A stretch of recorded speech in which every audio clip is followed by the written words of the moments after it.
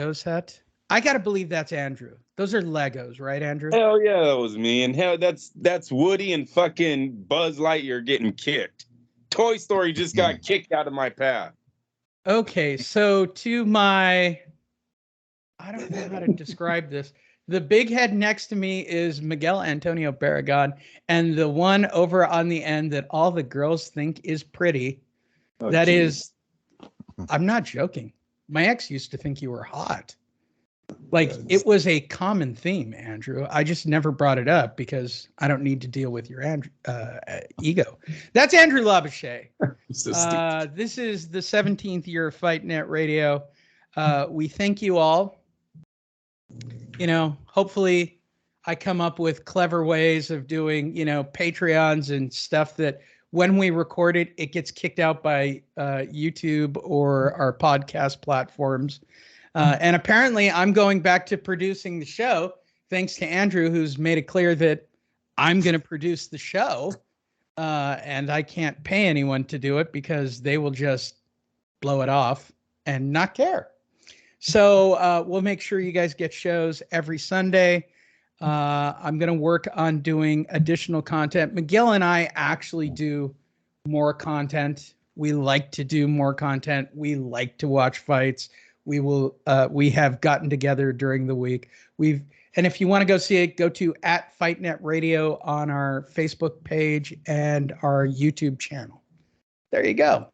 With that said, this show is about boxing and, well, generally fighting and generally football and tomfoolery.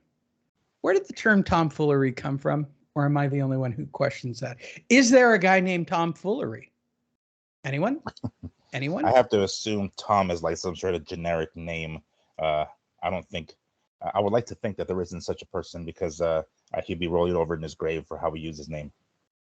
Yeah, because definitely this show falls under tomfoolery. Andrew and I have been talking about football. We will talk about football during the football season, so I'm preparing those of you that are newer.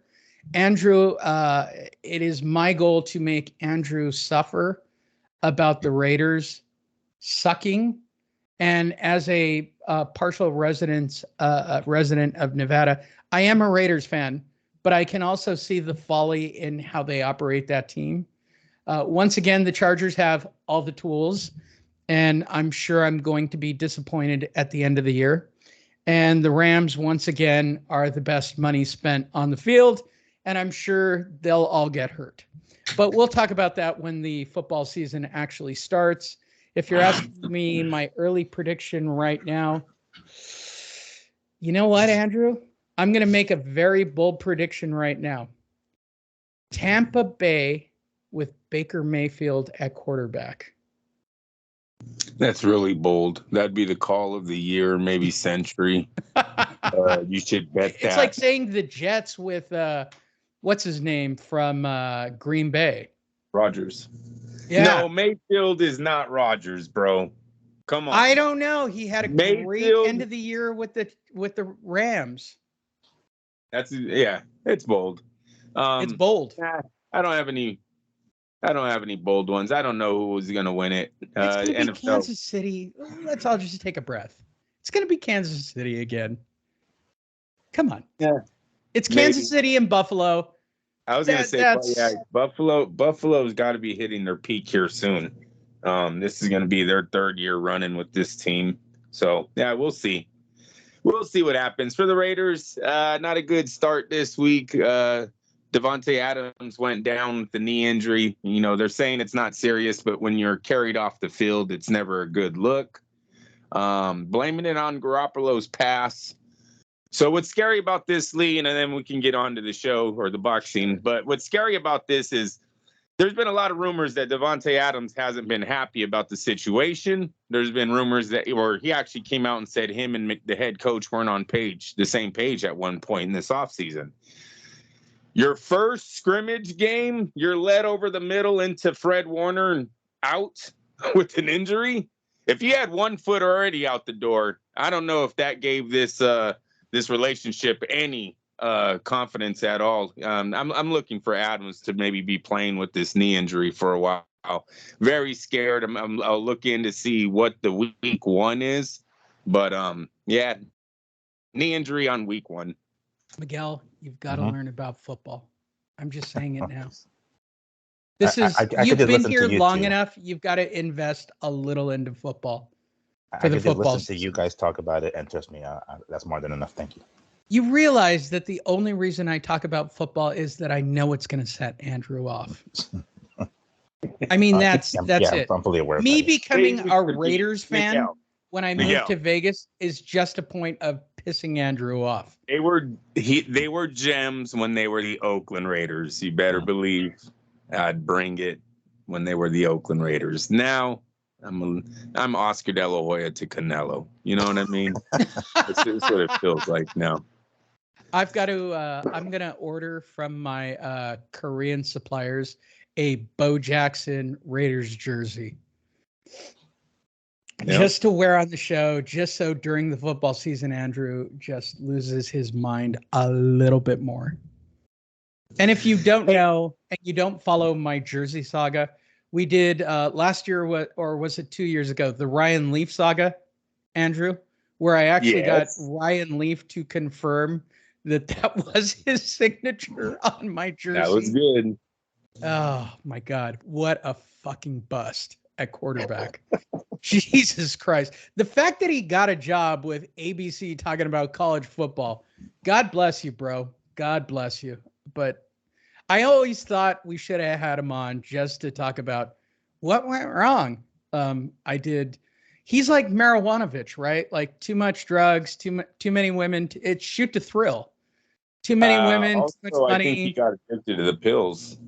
If I'm not mistaken, he got addicted to pills from injuries. That's what he said. But too many women and too many pills. You got to shoot to thrill. No one cares about Ryan Leaf. You sound like a Chargers fan right now, bro. I am a Chargers fan. They're next. Rams got their Super Bowl. Rams got their Super Bowl. Got their Super Bowl. Now I need my Chargers Super Bowl. Then I'll go Raiders Super Bowl. And then I'll jump back to Rams Super Bowl. There you go. Hi, everyone. This show's about boxing, but it is football season. And that's a problem. Andrew is so easy to set off about the Raiders. It's almost comical. Yes. Yes, Paul. Do you happen to have the Terrence Crawford parade in your storyline today? Because I don't want to jump if you have it in the storyline. I have steered away from the Terrence Crawford storyline, and I'll tell you why as I wrote the show. If you don't know, I write the show. And so all the inappropriate jokes are based on me and what I find funny. The biggest story this week, and you guys probably review the news probably as crazy as I do, is the number of people that are throwing Dillian White under the bus. I am telling you, this is the week where Dillian White got thrown under the bus by Carl Froch, AJ. Like, I am telling you, there is a cavalcade of people who shit on Dillian White for taking performance-enhancing drugs. And I'll tell you why that's funny. I know for a fact, Miguel knows this for a fact, right? Covering this sport where you're actually in the gym. 100% of these guys who are shitting on Dillian White are doing the exact same thing, just not getting caught. Oh, that's the problem then. Oh, well, don't get caught. And that's always the comment, right, Miguel? It's the idiots who get caught. Yep. Everyone's on the gear. That's everybody's on the juice. He got kicked out of the fight the week of the fucking fight, bro. No, the drug test came back the week of the fight. It doesn't matter. It doesn't matter. You're not supposed to cycle that close, right? If we're really no, you're not. You're not. You cycled the first month. He's an idiot. You jump off. He's an idiot. He lost millions of dollars. Millions. I don't know if that's a smart man. No, he's not a smart man, right? But I knew this back in Well, to quote 17 years ago, Dean Lister was the one who told me, because Dean Lister got caught dirty. Did he not back in the day, Miguel? Oh yeah, at some point he pissed hot. Yeah. He tested positive, and he was the one who told me, he goes, everyone in boxing and fighting is juicing. The question is, when do you come off prior to the VADA test? And he goes, the idiots keep going, right? Like the big Baby Millers of the world, they have no clue. Baby Miller is the dumbest human ever walking in boxing, right? Like that was the prototypical, who's the moron under Eddie Hearn? Ben's kid, right? Oh, Conor Ben, yeah. Conor Ben, right? Like you cycle too long, bro, and you look like you're on roids, and you act like you're on roids. Oh yeah, he definitely acts like he's on. Jesus roids. Christ, he came out of a fight looking like he was gonna steal from, like, I'm gonna go rob the bank down the street, mate. Like, okay, bro, and he was like calling out everybody that he couldn't beat. Listen, King Kong. Yeah, that was like, we haven't heard of Conor Ben in a while. But oh no, he's still on his kick of I'm getting screwed by the system. He is still there is a story every week about how he's getting screwed by the system. He finds a platform, he gets a quote, and he talks about it. I just don't include it. I'm over it. Dude, you got caught. Deal with it. Do your time. Pull your shit together and go do it again. Like, it wasn't like a Baby Miller where you were caught with the ultimate cocktail of making a super athlete like Ivan Drago. Like, Miller was a moron, right? He had a full-blown cocktail going on in his system. I don't know how I feel about that shit, but I am telling you, we've got at least, I cut it down to 2 or 3 stories of people that I know that are juicing as well. I think there was even a Canelo Alvarez making a comment about Dillian White. I'm like, you of all people should shut your pie hole. Like, fucking Mexican cattle. Bro, shut up. You had a bad knee. You were shooting it with steroids. Shut the fuck. I don't know what it is about people. I don't know what it is about liars that they have to jump on the lie, Andrew, right? You've got kids, right? Like when they've compounded the issue, like just shut up and just take it. Just take it. You did it. Why are you lying? Like, just shut up. They're like children. No, I totally hear you. I totally hear you. Well, at least the fight happened. Anthony Joshua fought on Saturday. Dillian White wasn't, he didn't ruin it. And we'll talk about it momentarily. I'm just amazed at the people who came out, Miguel. I really am. I really, like, you got to shut up. We all know you're doing, look, even if you're not doing a cocktail, right, of testosterone and clenbuterol, which, by the way, if you're wondering, approved by Fight Net Radio. And it works really well. I looked really good that summer, Miguel. My point to it is, even if you're doing blood checks and vitamins, and you're skating the line, like you're so close to that line of getting caught by VADA or somebody else.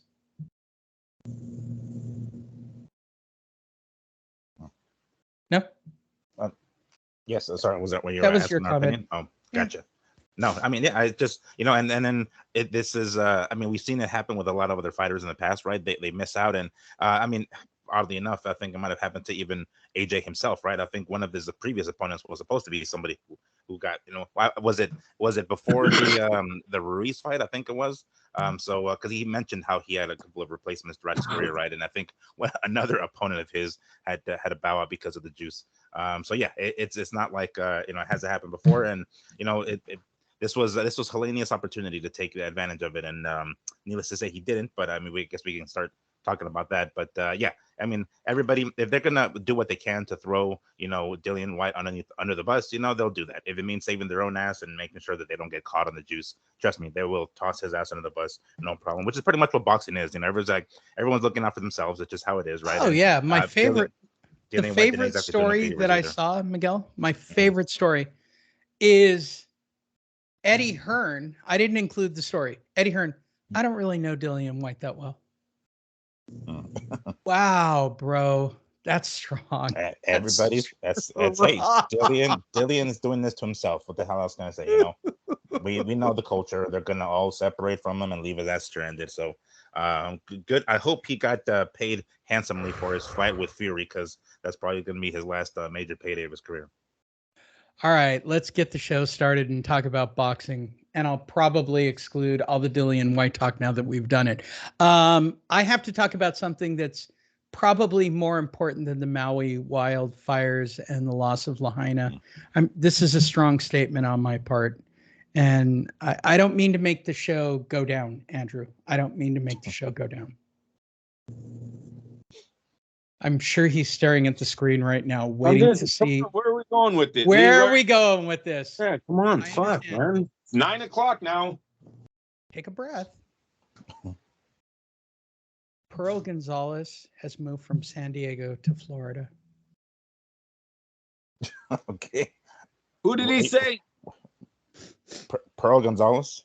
She moved away from San Diego, Andrew. She moved to Florida. Are you going to chase her to Florida, Lisa? What's going on? I don't know. They have alligators and shit. I don't know. There you go. That's it. All right, let's move forward. Barry Hearn on Influence Boxing. I wanted to talk about this story because Influence Boxing is actually doing better numbers than actual boxing. And I'm going to tell you why. They've already got followers. Nobody's following the protocols of what influencers on YouTube and Instagram and TikTok are doing. And Barry Hearn, fuck him. It leaves me really cold. It's not for me, but it's not to say it's not for another bunch of kids. I want to bring this up. Why isn't anyone paying attention to influencer boxing that's doing 1 million views, that's bumping up their numbers? The only person who seems to understand it is somebody like, Garcia or Davis or the younger crowd. And Andrew, we've been talking about this. How do we get the 20-somethings involved in boxing? Well, they're watching influencers who don't know how to box. They're doing 1 million buy rates. And I'm glad you started off with that. Let's say, do you know last night's fight was sold out? Right. The Navarrete fight sold out. Do you know that the Jake Paul fight was sold out? Do you know that the Terrence Crawford fight, Spence fight was sold out? How about the Garcia versus Tank? Lee, I don't know what you're talking about on boxing. No, I'm talking. Look, I'm not saying live. I'm not saying live. They're all sold out. Sold out, bro. I agree with live, but you and I grew up in an era where $1 million watched pay-per-view was nothing, right? We're lucky if we see those numbers ever again. And I'm telling you, these YouTubers are doing it every time they put on a card. I haven't seen it. Yeah, anyone can say that. You got to show it, though. You have proof of that? Or is it just, some tweet that you've seen or some rumor that you heard on the internet? I mean, you got to show proof, Lee. I don't know. They just said Jake Paul, or what's the guy's name from the MMA? Diaz made $20 million. Yeah. Is there any proof of that? Have you seen a fucking check? I remember when Floyd used to post his checks, shit like that. But he made about 20 million, the most he's ever made in his whole career combined. Is it true? I don't fucking know. Here we are repeating it, though. I don't know what to tell you, but I like where boxing is headed in 2023. Sorry, that's like 5 sold out events in a matter of 2 months. Okay. You're trying to knock Wait, hold on. I want to break down these 5 events. This is a great topic. All right. It doesn't matter. So what are you going to break down that they're sold out? Break that down. No, 4 of those 5 events are based on superstars. This last fight was the first time since 2000, right? Barrera Morales. Nobody's really fighting over a nobody title. Like, this was a literal retro fight last night. And to be honest, I'm going to give you a hot take before we get to covering the fight. I thought Valdez fought like shit. He missed most of his punches. Totally agree with you. Totally agree with you. He looked like absolute dick on a slab. If he would have went to a jab and went to work, he would have destroyed him. Absolutely agree. I think at some point we need to look at these trainers. You know, last week we seen, or 2 weeks ago, we seen James take hella heat, Derek James, for the Spence showdown, how he had nothing. What are we doing with Reynoso now? Because you're absolutely you're right, bro. He dominated Navarrete skill-wise, speed, defense. He was getting hit, but he made him miss a lot. He had to. He lost the reach by 6 inches. Look, if I'm losing to a guy who's 6 inches, who's got 6-inch reach, I'm going to lose an eye and I'm going to look like I got hit by a bus. But if I can get inside with that kind of speed, look, for every overhand right and every overhand left that missed consistently last night, all I kept thinking was, are you fucking kidding? Because it happens so repeatedly. I'm not caught up in the hype of ESPN and what they were talking about last night. Oh, this is a throwback. This is Mexican. This is not Barrera versus Morales. This was not even close to Barrera Morales. Swear to God, Joe Tessori says Mexican one more time, I was going to reach through and slap him. Like, fuck, man. I've never seen Mexican. Did it not? Wait, Miguel, I need to check with our sensitivity expert. Did it sound racist when he said Mexican every time? Fuck. Well, I was having technical difficulties with my damn ESPN, so I actually had to watch it on like ESPN Deportes on like my Dish network. So I had the Spanish commentators. Oh, you missed out. I had the Spanish commentators. Well, I mean, trust me, the Spanish commentators weren't all that best. Like, these guys were literally yelling into their microphone headsets to where there was like static on the damn headset. Were they yelling, like, goal? Sorry, that was a great joke. That was a good joke to me. That was a good joke to me. They weren't yelling goal, but they sure as hell were yelling every single time freaking, Valdez threw a punch that was blocked by fucking Navarrete. It's like, okay, did you like to see? He just blocked it with his hand. What the fuck? Relax. But yeah, it wasn't exactly the best broadcast. He never he connected, but he didn't have any kind of impact on Navarrete. Game plan. Wait a minute, man. In his game plan in the beginning of that fight. Are we going to jump to this fight? I want to put the fight up if we're going to do this, because clearly we're going down this bunny hole. I am telling you, if you believe ESPN, I literally saw something that took me back to 1999, the year 2000, Andrew. This was Ruelas. This was De La Hoya. This was, Barrera. This is Khan Barrera. Like, you guys are out of your mind. This fight was shit on a stick sideways. Navarrete literally dominated on a single jab because he had a 6-inch reach advantage. I'm sorry, am I talking too much boxing? I'm going to get a note from our producer. Dude, he had a 6-inch reach advantage. He kept that kid outside all day.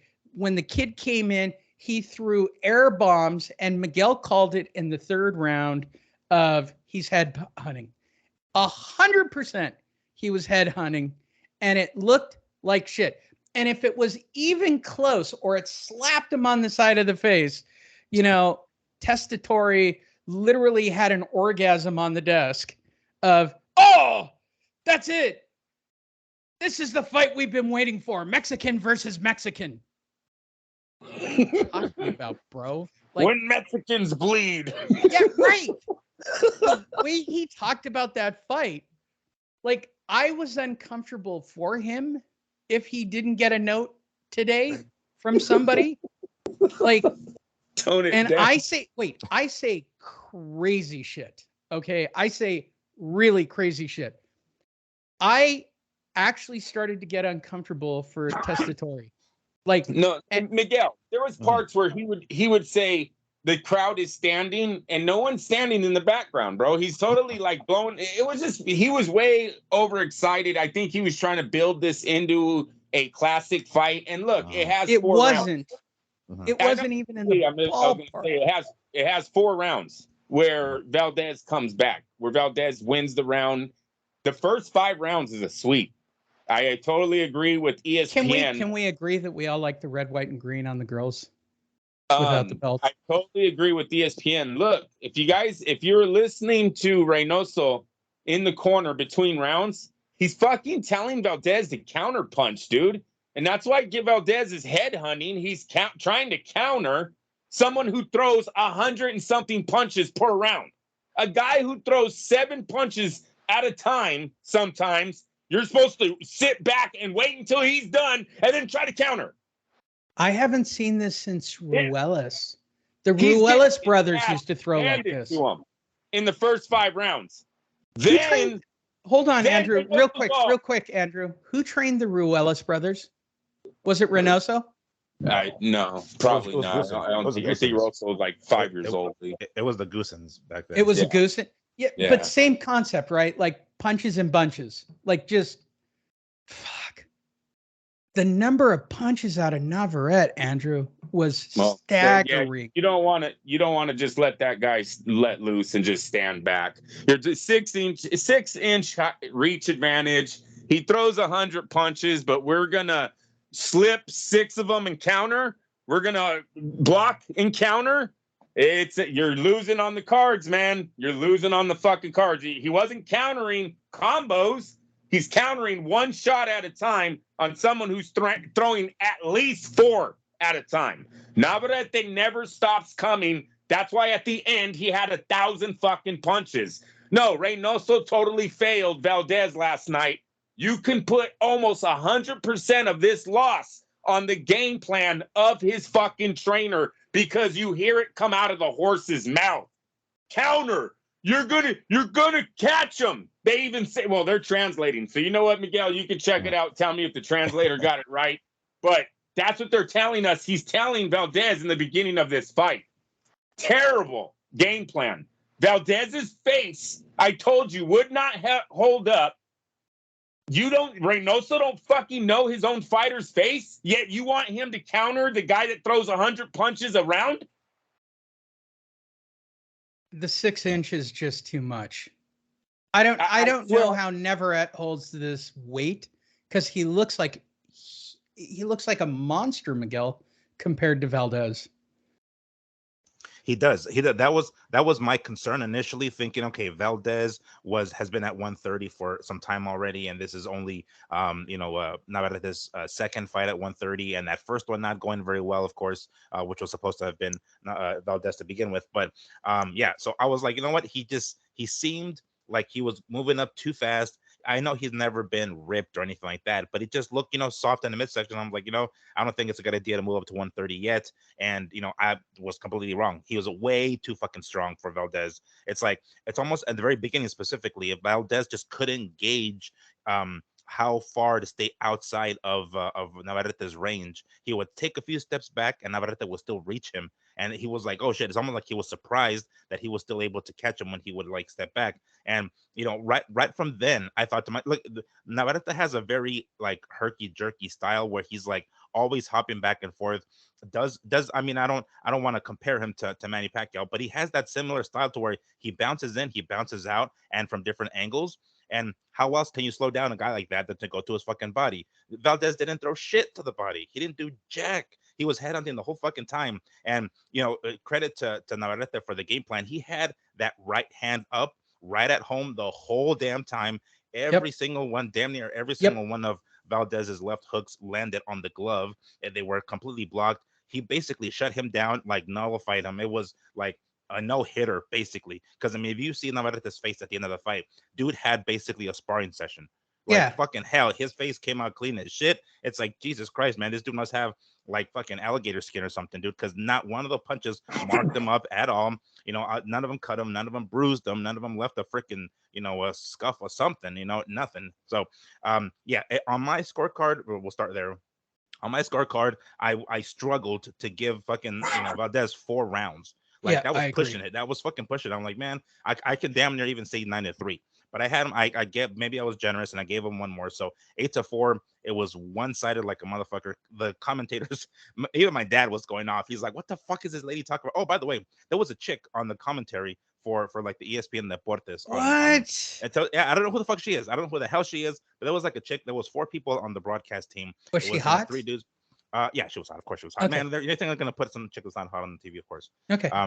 But there were times where it sounded like she knew what she was talking about, and then there were other times where like they're like, oh, this deserves a rematch. What the fuck? In what universe does this deserve a rematch? If it was at least close. No, wait, Miguel. Oh, God. Yeah. Oh, Miguel. Joe Tessitore said he felt like this was the first of 3. No. They called for a trilogy. 3. Yeah, he did. Oh man. Yeah, he actually said that. That's at the 12th round. I swear to God. Tim, I smell it. It's the first of 3. No, it's not even that close. Oh, jeez. I mean, but if something were to happen in regards to a possible rematch, it'll be down the line, if at all. But certainly not a damn immediate one or anything like that. We need to see Navarrete against some of the other top 130s of the weight class. But man, it was so bad. And look, and this is a one-sided ass whooping, but it was different from Spence and Crawford. Like Spence looked like crap, and people were even thinking it was like something else that wasn't Crawford, right? That's what everybody's talking about in that first one. This one, Valdez looked like crap, but it was 100% because of Navarrete. Like there was no fucking issues with fucking Oscar, coming to the fight, with any sort of long layoff or any like serious injury. That, I mean, he had the jaw thing, right? But that's been okay for some time now. So it wasn't like that was some sort of storyline in the reason why he might have looked like shit in his fight. Like this was 100% Navarrete shutting him down, pitching a total shutout.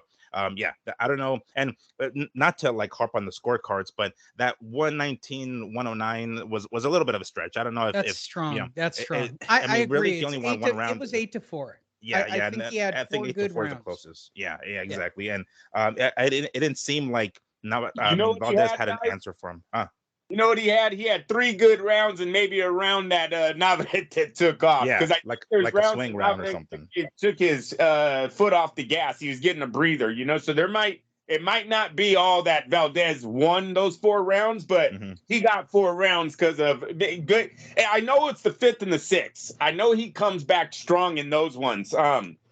That's where you can actually see his boxing was working. He was faster than him on the feet. He was faster on the hands. The counter punching, I don't agree with. I think you got to set the pace when you're fighting someone like Navarrete. You got to be energetic. You can't be in front of him or he is going to mow you fucking down. That's what he does. He comes in and he chops shit down. You cannot stand there for that.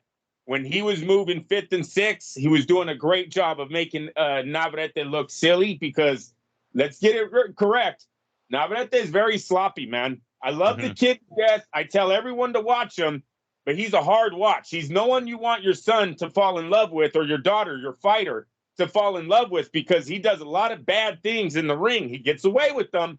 But he's huge because he's so goddamn big. Yes, but he gets away with murder. He's going to face the guy that's technically sound, and then we will see what happens. Valdez had those skills. When your corner is asking you to counter, when your corner is telling you to believe in the game plan, you're going to get him. I thought that's what Valdez was doing. He was believing in Reynoso, what Reynoso was saying. No, I think what he fell in love with the idea with, he was watching Barrera Morales clips and thinking, we're going to stand in the middle of the ring and just trade. I think that's really what happened in his mind.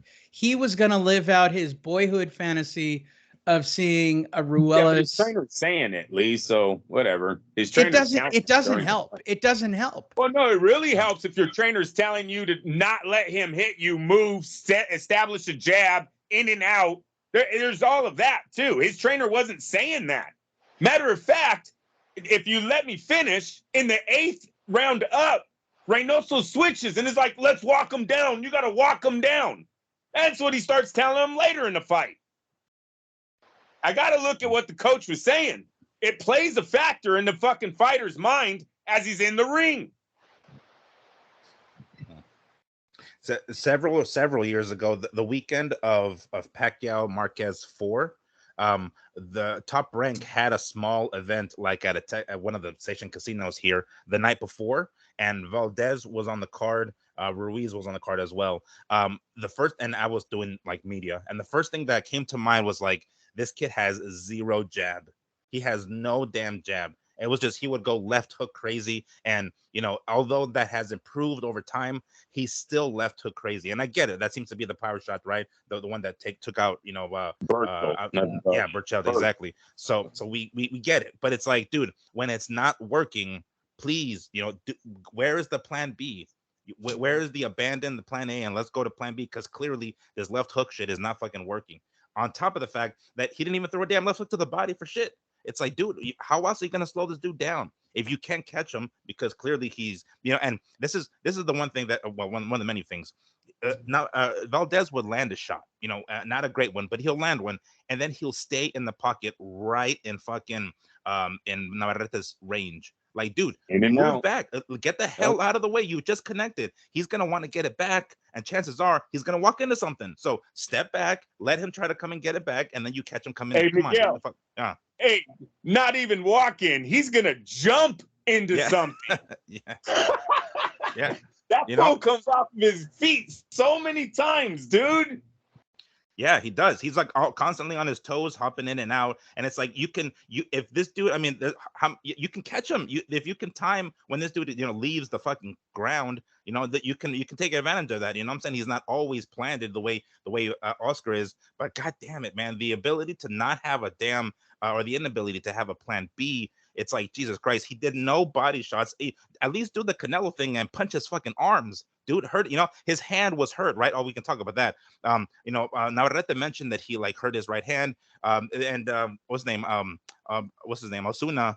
What was his name? Yeah, Osuna, right? He didn't do that good of a job, you know, translating. There was a couple of things that he said that he kind of missed out. And you know, I credit to Osuna because he was a fucking like one-man show. He was like interviewing 3 people. He was translating all of this shit. So I'm sure he missed some stuff. But Navarrete mentioned that when he hurt his hand, he said it wasn't a big deal. Really, he just said that I can feel a little bit of swelling, you know, and of course it hurts, but it wasn't anything major because that's what we thought. As a matter of fact, the translators, or not the translators, the commentators, the Spanish commentators mentioned that he seemed to be throwing that right hand less and less. And I remember seeing him kind of grimace one time. I forget what round it is. And, you know, it seemed as though he would like regularly adjust his glove, you know, so maybe there was some swelling going on in there. So I thought, oh, damn, here we go. This is your chance, dude. Like if there was no other, you know, sign from God to be like, hey, here's your chance to take advantage of it, punch the shit out of his fucking hand, bro. Make him like not fucking, you know what I'm saying, hit him in the wrist, hit him in the arms. It seemed like, you know, Valdez was just so like hell bent on headhunting, and it amazed me how, you know, his only chance was to be in close and he still missed. What the fuck? God damn, it was so bad. He was headhunting so bad. It was pissy. I mean, my dad was going for Navarrete, so he was loving it. It was obvious, right? I go back to this all the time. Mayorga versus De La Hoya, right? Mayorga, you know, deadly, right? And Oscar just stands in there and sticks his face out and takes the punch. If you know it's coming, which clearly Navarrete knows, this guy is just going to throw a left hook or a right hook and try to take my head off. He's able to position, and it's true. He's got enough body control that when he's punching, that when he overshoots a punch, all right, I'm probably going to get hit with a right. So I gotta clinch up and clinch my muscles. Yeah, and brace himself. The same way Oscar did against Mayorga. Mayorga was quote unquote deadly, right? And Oscar had no issues sticking his chin and his face out to take the punch. Well, when you know it's coming, it's not that big a deal, right? Like you're expecting. You're talking about when Mayorga did that, though, Lee. No, De La Hoya did it to Mayorga and stuck out his tongue, in fact, as I recall.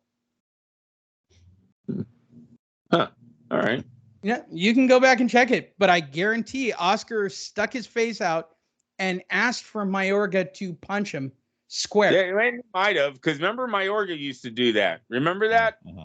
Didn't he take like 5 left hooks in a row in that fight or some shit like that? It was like weird. And then he did it to Trinidad too. What I learned from Navarrete, he's a much smarter fighter than I ever gave him credit for. Yeah. I just thought he was a complete lunatic who went out there and sort of threw the Goosen way, right? Like, let's just throw a lot of punches and see what happens. And volume. Yeah. We went and saw it. We saw it live. We've seen it, on video. Miguel and I were lucky enough to go and watch it. My final answer, this is a really smart fighter who's going to keep that title and keep moving up. And well, he's got one more division, dude. He's only going to 130. He can't go anywhere else. Or 135. At 135, he has Gervonta Davis. He has Isaac Cruz. He has Shakur Stevenson. Shakur Stevenson. He's a threat, Andrew. He's a legit threat. Also, I mean, you can miss me with that. He's smarter than you gave him credit for. I'll take it there. But his IQ isn't that high. You can't come off your feet, Lee. I'm sorry. This is basic shit, dude. Right now, he's the bigger man with the 6-inch reach advantage and a fighter with a bad game plan by his corner. Okay, that's what he is last night. He had a tremendous reach. As you move up, that reach is going away. And Shakur is one of the best at shutting people down. He will not be there for your 7 punches every time. He's going to hit. He's going to make you miss, and he's gone. And you want to know the things you're going to hear with Navarrete when he does face the fighters that have the IQ to beat this is he didn't get started tonight.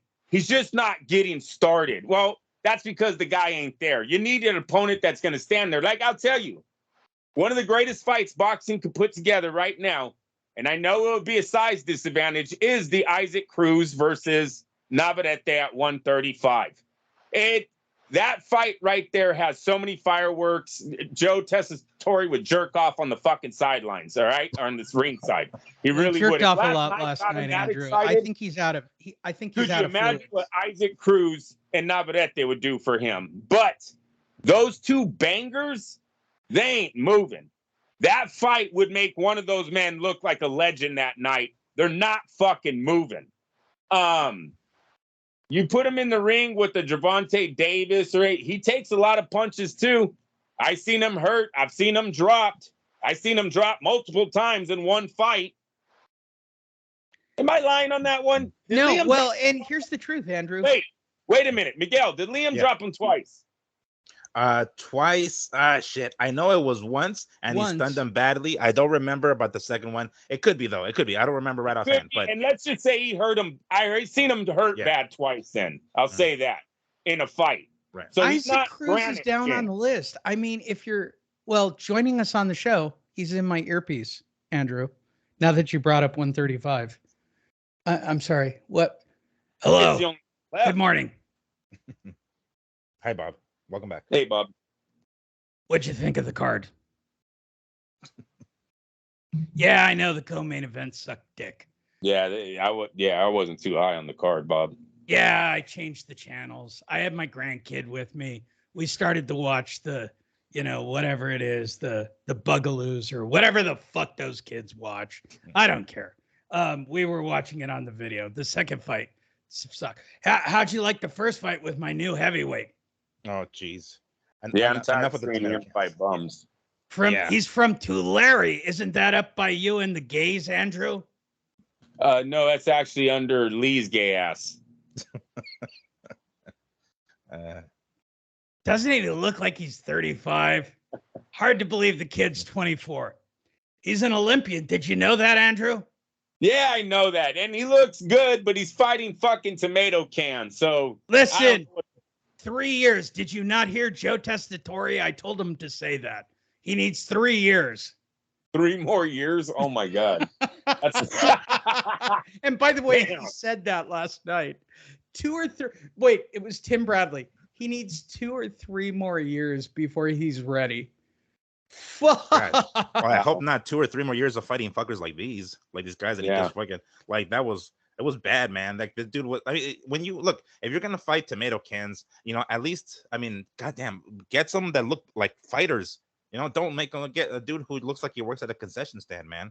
Like this guy was terrible, dude. Well, actually, it's really hard, Manuel, when the actual guy who's our feature guy looks like he drives a truck. I mean, I don't know what he was doing with the come out thing with the hat and the no shirt. I mean, he literally looked like he came off the oil drilling line. I mean, he didn't look like $1,000,000. He's not an ollie. He's not a home run, but he's not a single. He might be a double. Okay. I'm just saying it out loud. All right. So Andrew, you were bringing this up. Andrew, do you know who owns the 135 division? Do you know what promotion really owns it? I would say the PBC with Gervonta Davis. Try again. Shit. You tell me then, buddy. Who's the number one position ranking wise? Shakur Stevenson. Who's he work for? Who's he work for? All right. Devin Haney. Number 3. Who's he work for? Shakur. Lomachenko. Who's he getting a check from? Top Rank. Yeah, by the way, it keeps going. I mean, most of these you can make a deal with in the top 20, actually. Yeah, that's why it was easy to make this fight happen. They're all Bob. Yeah. Bob owns this very weird little niche. He's got it. He's got Shakur. He's got Devin. He's got Lomachenko. Devin Haney's already gone. He's not at 135. He's fighting Prograis at 140 for the title, and he already gave up his titles. That still leaves Lomachenko. Lomachenko's one of the top ranked guys is going to pick up the slack. Whoever he leaves the belts to, Haney, I'm saying, he leaves to 140, he's going to drop the belts. Whoever's going to pick them up, chances are it's going to be a top ranked dude. Yeah, Like, and Bob's going to figure out a way to Loma, make somebody. it a unification one shot for like Lomachenko or Shakur. He's going to figure it out. He's brilliant. Can you imagine putting everything on Shakur? But the money fight is Isaac Cruz. I'm sorry. If you want to sell tickets and you want to sell pay-per-views, so is that PBC or is that who's got Isaac Cruz? I think it is PBC actually. Yeah, I agree. Yes, PBC. Yeah. PBC has been working with everyone lately, though. I don't know if you know this, but PBC ain't been doing too good with their own PBC fights. So their fighters are fighting everyone. If I'm Bob Arum, I'm looking very hard at next Cinco de Mayo, putting on Navarrete versus fucking Isaac Cruz and not looking back. That fight would do 1 million pay-per-view buys in the Mexican-American communities alone. California and Texas would buy that fight in a heartbeat. Serious. You know, I'm going to lay off the joke that's so obvious here. Huh?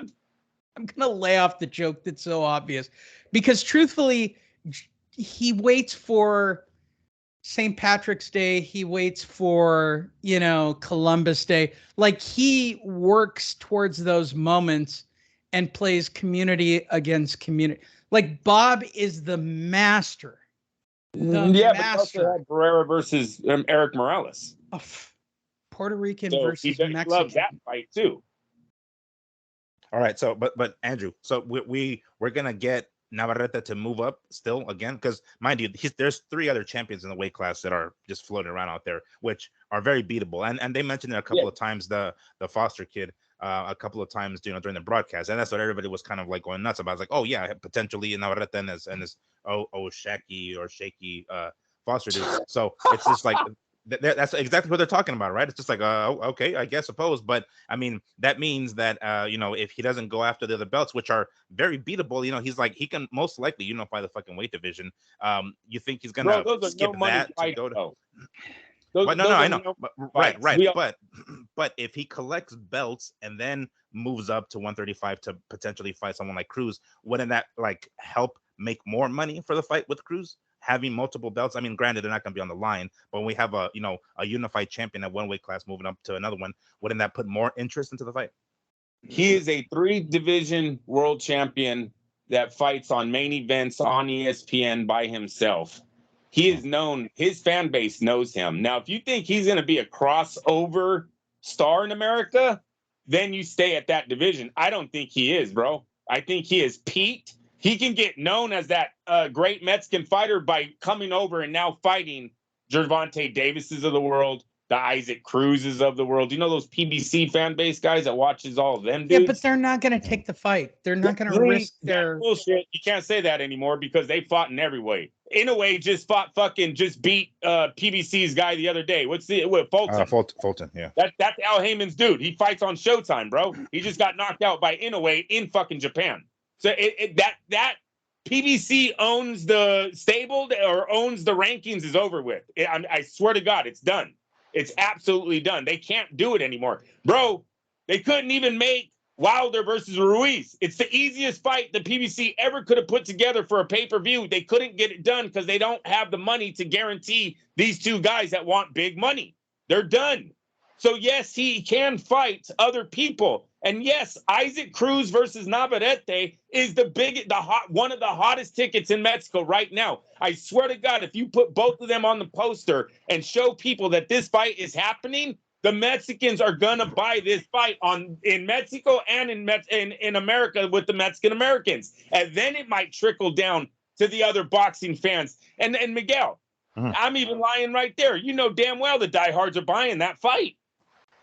Yeah, they'll definitely buy it. I mean, that's not. I was just thinking if it was a way to make it even bigger by having Navarrete unify some belts first. That's what I was thinking initially. But I mean, even now, yeah, of course. I mean, I'd buy that fight? Of course, that is something that has got a lot of interest, especially if you do the typical Cinco de Mayo weekend type stuff.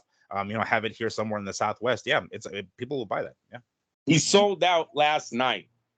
He sold out, and I know Valdez had part of it, but he's already been a main event guy. He's already been a 3-division champion. He's undefeated. He had a good run. There is no bullshit titles that can make him any. Shaquille Foster is not making him bigger in the community. We're done. We've peaked. It's now time to make that fucking money. And that's starting with Isaac Cruz. You fight Isaac Cruz in a pay-per-view event, and I guarantee you that will be fireworks. We will talk about that being one of the best fights we've ever seen. There's certain fights that can bring that. Porter versus Timothy Bradley was one that America did not cash in on. Those two guys at welterweights would have given their heart to that ring. It would have been Gotti Ward, but they didn't do it, and I'm hoping we don't miss Navarrete versus Cruz because these guys, they don't. It's not all about skill, but power, heart, determination, all of that bullshit. Oh, they're fucking bringing it, dude. That fight is fireworks. There is no need for a buildup. Everyone's barbecuing. Everybody's watching it in our community. You know it, bro. And you know what? That arena was fucking popping. That seems to be. And here's the thing: I actually went to a Navarrete fight when he fought Dogboy the second time, and it was in Tucson. Dogboy. I don't know why you guys all call him Dogboy. Close enough. Dogboy. I'm insulted for Dogbo. Yeah, they had that fight in Tucson, and I don't, and Navarrete wasn't the name that he is now, so I wasn't as full, but there was still plenty of people in that fucking arena. But goddamn, yesterday wasn't in Phoenix, right? Dude, yeah. that they're going back there regularly, and Phoenix seems to be kind of popping as far as like a boxing town. That like there's been a couple of fights down there, especially with the popularity of Benavidez going back there several times. And that particular arena, I forget what it's called, but yeah, that arena was, damn, they were popping for that fight. Lomachenko versus Navarrete. That'll give you the fight you want.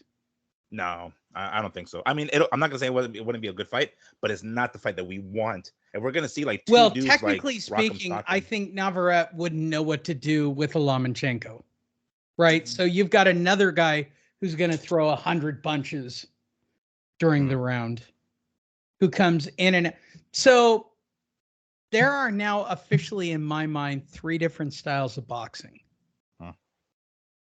Feel free to correct me. The first is jab with a counter right? Like that's the big guy boxing methodology, right? You learn to throw that jab, which is what, by the way, what I was really impressed with Navarrete is I've never seen him throw that many jabs ever. He's kind of a weird punches and bunches from weird angles guy. He is not a straight jab, keep him off you. This was the first fight where I saw him work behind the jab. That's style number one.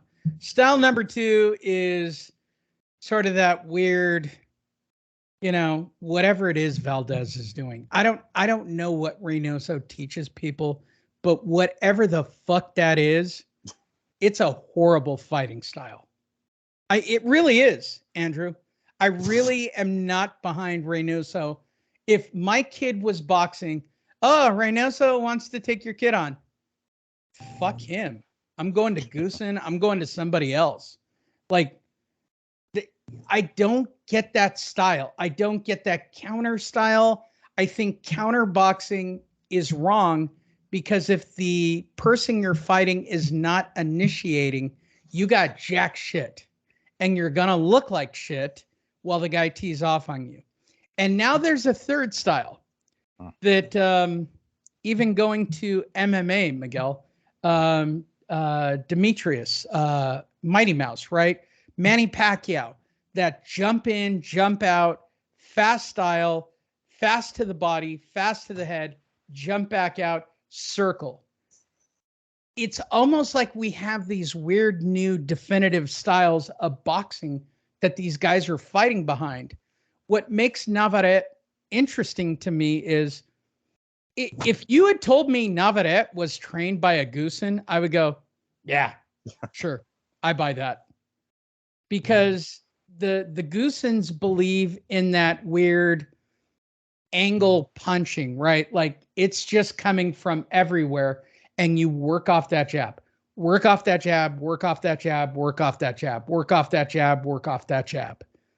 And what I learned from this fight was if Valdez had worked behind that jab all night, he would have won that fight. And not even to the fucking face, at least to the chest or the arms. Dude, get him, at one, for as much jumping in and out and for as much that he leaves the ground, Navarrete is, one of these jabs may very well catch him on the chest and set him down and knock him down. Even if he's not hurt, boom, you got yourself a nice, 10-8 round or maybe like a 9-9 round at the very He never least. caught a flush shot on him. Yeah, I mean, he did, but he took it. And that's what I was actually more surprised about. I mean, the fact that the few punches that Valdez did actually land, like, did not hurt Navarrete at all. Like, he just took them. There was a couple of like left hooks that what's his name, that did sneak in front of the glove that Valdez was able to land. And dude, it got to the point where he was not able to push Navarrete back at all. Like, and early in the fight, there were a couple of times where Navarrete was still kind of timid, and he would feel a little bit of Valdez's power, and then he'll kind of slow down. Dude, by the second half of that fight, he didn't give a shit. He's like, you're not hurting me with nothing, dude. He's gonna continue walking forward, and Valdez was not able to keep him at bay with nothing. Let alone, I mean, besides the fact that he's not throwing the damn jab. So if you're not gonna at least throw the damn jab in his chest and his arms to some degree to keep him at bay, because your power isn't doing it, and you're not even doing the jab. Oh, damn, terrible. It was so frustrating to watch this fight in the late rounds. So frustrating. Yeah, and that eye was getting bad. Especially that right hand. Yeah. Look, that right hand found home constantly, right? And then he went, and Miguel, you nailed this in the third round. Those air windmill things he was throwing by his head, like, I don't even know what those were. Like, they were so far off that it was actually shocking. Like, they weren't close. Like, I would give you credit, right? Right there. Why didn't you come back with the left? Wait, here's a really good example. Okay, you got him. You turned him, right? Come in, finish, and you tie him up. Why? And then he's going to do it again right here, right? Good right hand, and then that whiff of the left hand. How did you miss? How are you missing? Navarrete, at this point in the 9th round, and we all know this, he fades horribly in the late rounds. He does tend to slow down. Navarrete is not the guy who's known for defense, and yet a lot of Valdez's punches missed. Valdez I don't know how look the like fuck a that happened. god. Wait a minute, though. He might slow down, but his last 4 opponents all ended in the 9th round or higher. They Well, pointed yeah, that because out his last night. power's still there. Look, Okay, he's well, a fucking moose. he doesn't slow Andrew. down. He knocks his guys out. Is all I'm saying. I'm not sure how he makes the weight. Okay, but I am telling you, Navarrete. Okay, here's my issue. Valdez made Navarrete look good. It wasn't the other way around. Does that make sense? I don't think this is a Navarrete great performance. I think this is Valdez failing to commit. Like, first of all, how many jabs are you throwing, bro? Like, what is it? Andrew, you know this because you're training your kid. What is it that people are so anti-jab? No, I just heard what his trainer told him. His trainer didn't tell him to throw a jab. His trainer told him to wait and counter. He literally tells him during in between the rounds. So you got to look at Reynoso. You got a fighter who's only paying attention to what he's being told. Because if you watch rounds 5 and 6, or it could even be round 7 when he tells him to come on, press him, then his fighter's doing that. Now he's coming forward. Now he's being aggressive. So he's just listening to what was being told to him. And now he's lost his right eye, right? Plan. So he can't see a left hand coming in at all, right? If I'm, and this is what I learned from Navarrete. He's really smart, right? So now I know I've lost that left eye, right? Or the right eye, right? So why am I not throwing a jab on that side all day, which he's doing, right? And still coming at it. He really worked over the eye. No, I mean, he threw nothing but lefts, but his hand was hurt too. And because even the right hands that he's throwing, he doesn't have a lot of pepper on him later in that fight. And that's when Valdez needed to come on, man. Valdez, not going to say he should have won. He should have just made it really closer in that 10th, 11th, and 12th. And he, because of his eye and the bad game planning in the beginning that fucked him up, got him beat up really fast. It affected him late. He was already hurt. Don't sleep on Valdez. He's going to come back in the late rounds. I'm sleeping on Valdez. I'm sleeping on his trainer, though. I'm done with the Reynoso. Look, Reynoso's had Anthony, the big kid. How many people have we said that Reynoso has fucked up the ass? Ryan Garcia went through there. It didn't work out. And now we're looking at Valdez. He has 1 win against Burchell. Everything else has been a floppy loss to Shakur and this fight. Not prepared. And on this one, I'm sorry. Timothy Bradley pointed out hella times how sloppy Navarrete is and how Valdez should be exposing that. And you can see it. You can clearly see that he's better technically than Navarrete, but couldn't expose it at all. And I got to lean on your trainer. If he didn't teach you in the gym, he's definitely not giving you good instructions live on air when he's saying to lay back and counter. I know what Reynoso's thinking. Canelo does it all the time. Canelo just wait. It'll work. Not everybody's fucking Saul Alvarez, Reynoso. What are the chances that Valdez leaves the camp to find another trainer after this fight? None. It should be. Oh, go ahead, Lee. Go ahead. No, I don't think he's going to leave. I don't. Yeah. I don't. I think people buy into this Reynoso thing. And all I've seen consistently is failure. Right? Like, I look at the numbers. Like, if I were, like, let's say I manage Junior, right? And he has a series of fights. He decides to go to Reynoso, and suddenly his performance drops off. My answer is going to be Reynoso's gone. Like, this isn't a hard decision from a practical perspective. Whatever coaching he was getting in the corner is wrong. It's wrong. Technically, he is a better fighter than Navarrete. Period. We all knew it going in. That's why the betting went that way. He got a 2-to-1 betting. Yeah. 2-to-1, bro. 2-to-1. And it even went to negative 240 before the fight started. ESPN announced it was at minus 240. And so here's why. A lot of he is money a on better Valdez. technical fighter. And you know what? He went in there as a counter puncher against a guy who picked his ass apart like he was a rookie. By the end, I was thinking, is there a copy of Mission Impossible to watch? Like, I was over it by the 9th or 10th round. I knew the outcome of the fight by 8 or 9. I knew it for sure. And you guys, hey Miguel, you might not have heard this, but ESPN kept saying, This is what Navarrete does. This is what Navarrete does. They kept saying it over and over. The uppercut. He loves that uppercut from the outside. He loves throwing punches and punches. He didn't show us nothing new, is what I'm saying, bro. That was the same fight we watched that young man do in 3 different weight classes.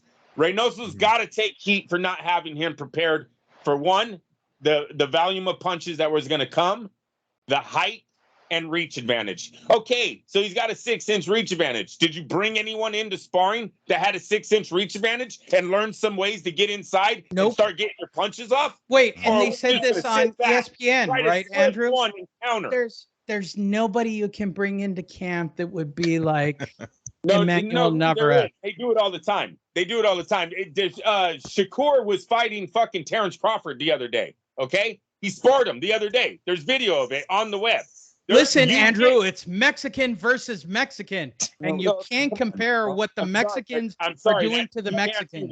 You go out of the weight division and get guys that fit his size. Tell them not to go fucking hard on the champ, but give him the vision of what 6 inches feels like. Yes, that sounded way gross. That was inappropriate. No, it was way gross when it. We've been saying that from the jump, and even fucking Lee said it. He's like, "Those 6 inches made a difference." It's like, yeah, we said that how many times in the show? Makes a difference. How many times? That's what she said. How many times have we said it already in this fucking show? We've said this. That's what she said. No, who was I doing this with? I was doing it with Derek. Same weight class, right? I think you were there. And Derek was like, "Let's spar." I go, "I have a 6-inch reach advantage, bro." And he goes, "What does that mean?" And I reached out without even trying with a flat mitt and popped him across the side of the head. I go, "You would have been knocked out." That's the truth of a 6-inch reach advantage, right? Like, I'm real lucky that I've got long arms. And Navarrete is really lucky that he's got really long arms and a really lean body. And even in close, he's not doing anything special. He's pointing out that jab. He wrecked that kid. I don't even know how Valdez. I mean, I'm going to be perfectly honest. I don't know how Valdez comes back from this. Oh, the hurt hand helped. I'll tell you that. He got broken in half. Valdez is strong though, Lee. Remember, he went through 7.5 rounds with the broken jaw. We've talked about his face breaking down, but the kid doesn't get knocked out. But last night his face failed him again. The eye closed up pretty bad, and he's probably really lucky that Navarrete not took his foot off the gas, but clearly came off of the punches. It was just kind of working him over in the final 4 rounds, maybe. But I think if he was going without, every time you hit him with that right hand, he had to kind of wiggle it, like Miguel said, adjust it. You've seen that.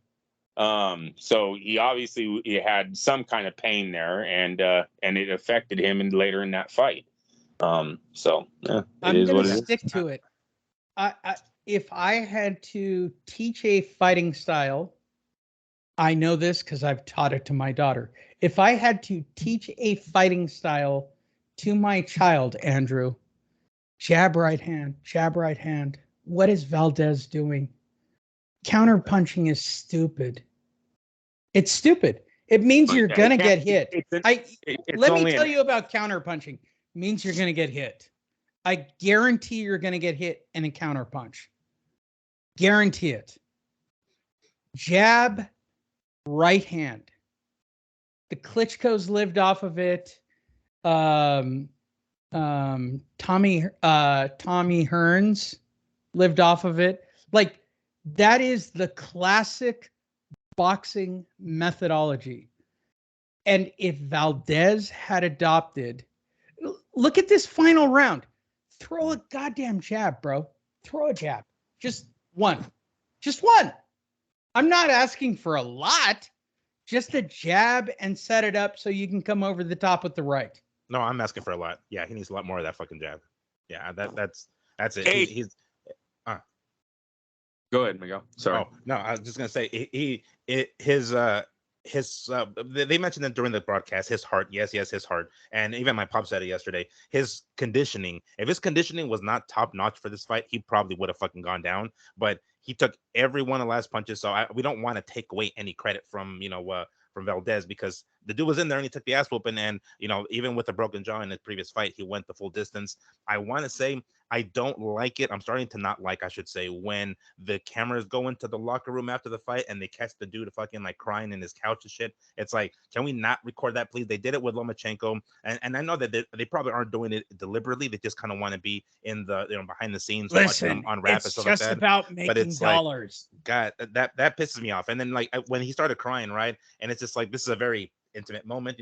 There's not the kind of dude. He didn't cry in the ring. If he wanted us to see him cry, he'd cry in the fucking ring. But he waited until we're back in the locker room, and he let go, of course, and so did Lomachenko and whatnot. But once they started recording that shit, it's like, guys, come on, we don't. I don't want to see this. Like, this dude, obviously, they don't do the typical chick thing and cry in the fucking center of the ring. Sometimes they can't control it, and they end up crying in the ring anyway. But they keep it to themselves. They go back to the damn locker room and let it go there. Let it go there. Let it. And fighting. Yeah, that's why.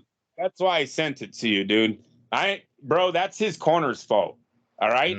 His corner should have kicked them the fuck out of that locker room. Listen, in the NFL, do you see the reporters get to chase the Super Bowl loser into the locker room? They might get to talk to him. Do they get to talk to him in their locker room, sitting at their fucking thing right after? Fuck no, they don't. You'd get your fucking coaches to kick those dudes right out of there if anyone tried to enter a locker room after the sporting event. No, it's bullshit. It should be emotional. It should be. Oh, your kid died 2 years ago. How do you feel today? No, I know this. Wait, Andrew. This happened to you. Your mom fucking got in a car accident. What do you think your mom's looking down and saying to you right now? What the fuck, man? Like, they're boxing their producer. He's in love with this bullshit. He needs to get over it. Seriously, I'm totally with you, dude. But Andrew, I have been a corner person. Let me say this, and it's back to you. Okay. Fucking, it's the trainers. You trainers out there need to stop the cameras. The fight is over. ESPN already got their fucking work. Their fighter already worked. It's them that need to shut No, but it's on to the next fight. There's something to be said about the marketing, Andrew. What? I know you don't like this, Andrew. No, but leading up to the fight, No, I think after the fight as well, it's a continuance. Please, see though how a person crying helps his next fight. Because they were emotional. They tried as hard. I know this from being a corner person on boxing, right? I don't think any higher of Valdez because I seen him crying. Sorry, I just watched. Well, no, Valdez is a bitch. He lost the fight. Oh, I got nothing. I got nothing for him. He fought with one eye. Actually, Valdez owes me a concert in my mind. Okay. I should have went to the concert. I need to see him cry to make sure I know he's emotional. He blew this fight. He could have won this. You see it? Look, he doesn't have to cry to be emotional. You can see the disappointment in his face. He's in the ring. He's holding it. He's keeping it together like a fucking consummate man, like a consummate professional. Yeah. And he's in there saying, let me control my shit. I'll give you your goddamn interview here in a few seconds. I'll head back to my locker room. And then I'll go, let go over there because in the privacy of my fucking dressing room, which is where I need to happen. Cry to your fucking, your coaches or whatever the hell, but to yourself in your corner, or not your corner, your locker room, by all means. He did that. And yeah, it didn't even really occur to me until you just mentioned Andrew. It's totally his fucking corner's fault Like his team needed to 100%. not let that. And now I will say this: 100%. when he started crying, and I'll say this for ESPN, not because I'm trying to play the devil's advocate, but I'm not sure if they necessarily do it to catch that per se. Maybe they do, but he wasn't doing it. He wasn't crying right in the very beginning. He was just there unwrapping his hands, with the end swell in his face or whatever the fuck, right? But they're just there recording, and then as soon as he breaks down, you can see his corner be like, do the cutthroat, mannerism. They're like, no, it's enough, and then they cut the cameras on, and then they leave. By that point, it's a little too late. They probably shouldn't have let him in there to begin with, because they know their fighter. Maybe they knew it was going to come anyway. But yeah, right there, it looked like it was fucking obvious. Like, come on, they should not have let him in to begin with. They know this is a possibility. They know he's going to probably break down. His corner was the issue. Go ahead. This young man owns show horses. He owns an alligator that needs to be fed every day. Bob or Steve. They're crying or for whatever the fuck his name is. Mm. I could not believe that the highlight comment they made was he owns an alligator named Bob. No, but that alligator's hella big now. We've known about the alligator his whole career, but it used to be a baby lizard that, ate little rabbits and shit. You know what that motherfucker probably eats today? You know how much that costs to have one of those exotic animals in your house? All right. I'm going to be fair. How about Valdez versus Lomachenko? Have you ever seen his horse, Miguel? The horse Canelo gifted him? Because I know he has probably many, but the one that Canelo gifted him? No, I've seen him on a horse, but I mean, right offhand, I don't remember what it looks like. But anyway, yeah. Canelo gifted him one of those show horses, the dancing ones. Those expensive ass fucking, not your regular horse type deal. Right. He gave him like Lamborghini of horses, bro. Kid don't make $30 million a fight.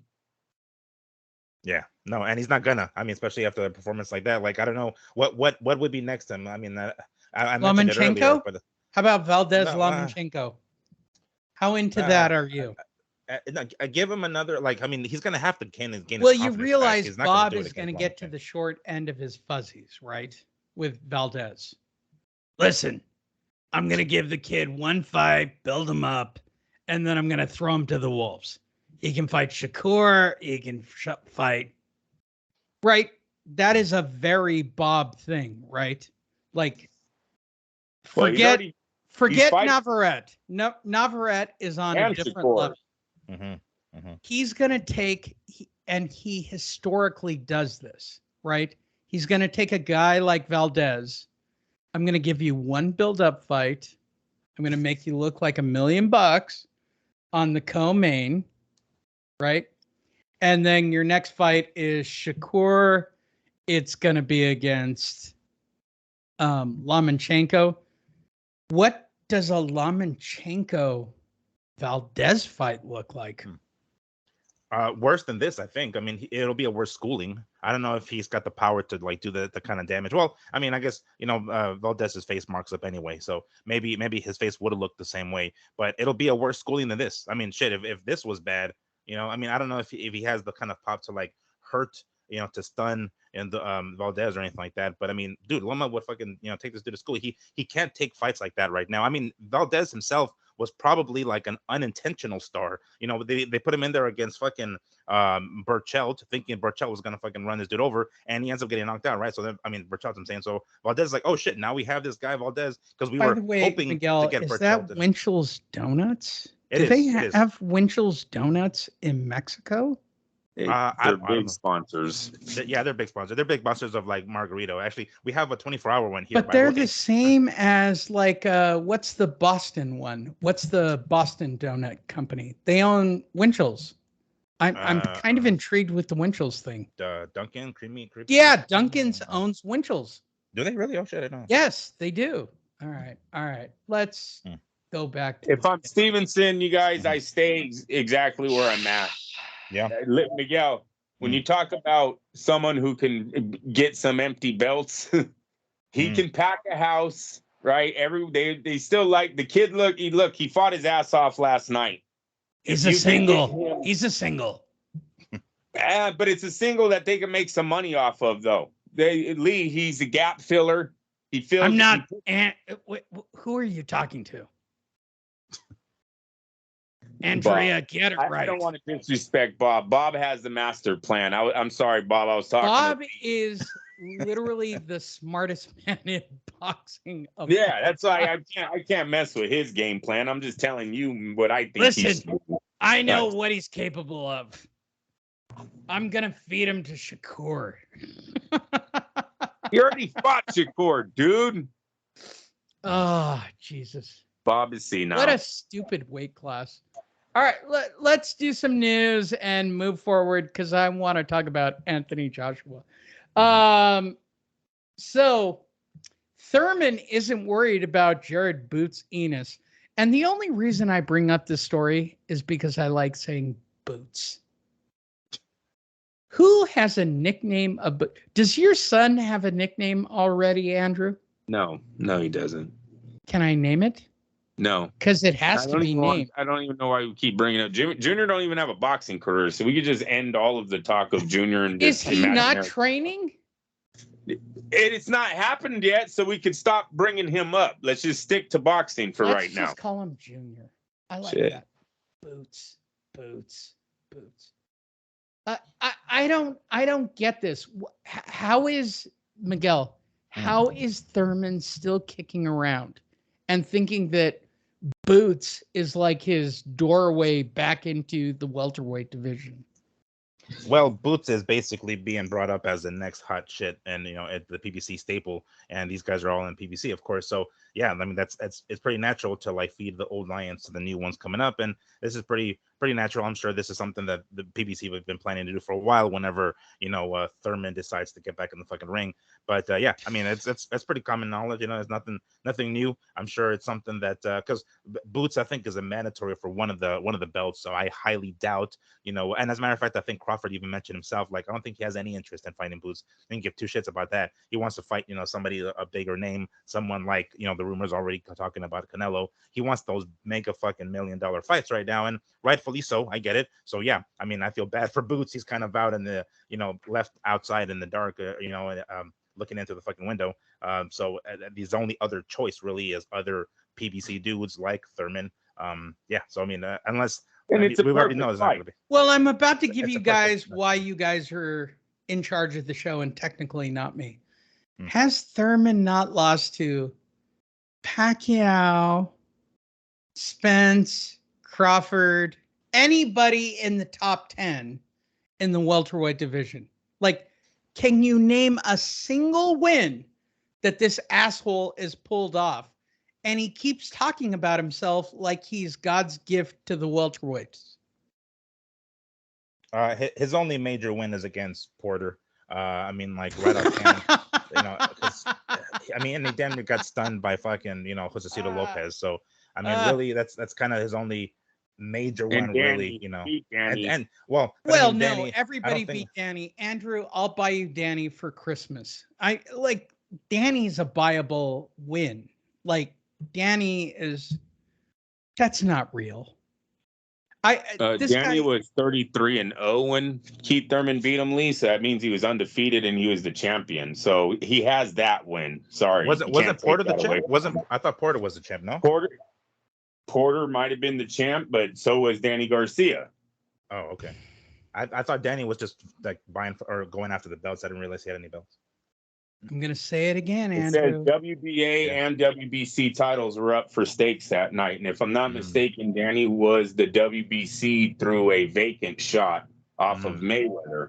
Isn't it Danny versus Robert Guerrero that gets him the WBC title? I think we talked about this. Like Spence is the only guy that got 2 titles off of Robert Guerrero fighting for vacant titles. Robert Guerrero fought Danny Garcia and Keith Thurman for vacant titles, and both of those guys then fought Spence to give them the title. What do you think Robert Guerrero costs for credibility? So let's say I win the lottery and I drop down to, what do I got to go to? 145, 150, 155? He'll go. Yeah, I don't know. But anyways, Keith Thurman is all of these guys are at the play of Al Heyman, right? So whatever Al Heyman wants to do, they will do, and that's Terrence Crawford included. Terrence Crawford's got no say if he's signed to the PBC. That was the name of this game when he signed that contract. I think we all knew that he would then become one of the puppets that all these other guys are. So Boots, if Al wants Boots, then Boots is next. Unfortunately, I don't believe Al Heyman wants Boots fighting Terrence Crawford. But Keith Thurman definitely looks like a guy that's on Ennis's hit list as of right now. Look at this guy, Ennis Lee is the perfect example of the PBC fabricated fighters. No one's ever heard of him. He has no Olympic background. Didn't win the Olympic gold. He has none of this. Yet we talk about him getting a title shot at Terrence Crawford, and this is before mandatory. There was people calling for Boots to fight Terrence before Spence. I shit you not. I don't know if this is AI generated, and the PBC. I know you talked about how you think they're the ones plugging these stories that get fucking shared throughout the room. It's all AI. But this is one of those guys. He has done absolutely nothing to warrant a title shot at the pound for pound champ. Fortunately, that guy has all the titles. That sucks to be you. You have done nothing to get that shot. That would be one of the most craziest fucking fights ever put together. I don't even know if Ennis won a little title to get number one. He's totally fabricated. No, I don't want to see that. Look at Terrence Crawford, and it's hella funny. I guess he's a PBC guy because I've seen nobody talk about the Teofimo Lopez fight. That hella shocks me.